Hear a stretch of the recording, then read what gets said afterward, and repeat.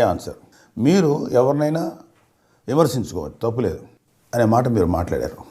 స్వర్గీయ నందమూరి తారక రామారావు గారు ఎంత పెద్ద స్టారో, ఆయన లాంటి వ్యక్తిని ఏం పీకాడు అన్నప్పుడే చాలా బాధ అనిపించింది. సరే ఓకే, మాకెందుకు లేని ఊరుకున్నాం. చిరంజీవి ఏమయ్యాడు అన్నారు. మీ టాపిక్లో మా పేరు అవసరమా మీకు? మా పేరు మీరు చేయాల్సి ఉందా? ఓకే, చేస్తే చేశారు, దానికి కూడా మాకు అబ్జెక్షన్ లేదు. మీరేమన్నా ఆకాశం నుంచి దిగొచ్చారా? లేకపోతే మీరేమన్నా మహారాజా సూర్యవంశీకులా?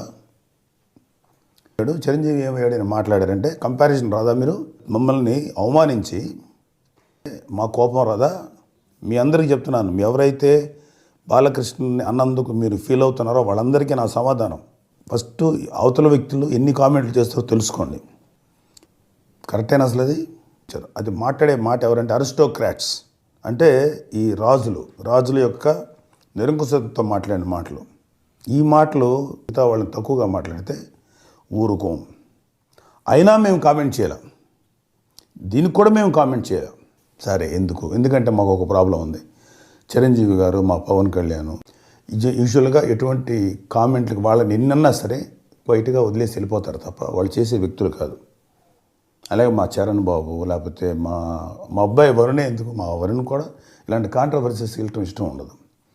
కానీ నేను కూడా వాళ్ళ మాట లేకపోతే వాళ్ళ గురించి ఎందుకులని చెప్పి నేను కూడా ఈ కామెంట్ కూడా సరే కానీ వదిలేద్దాం అని వదిలేశాం. But it's not right.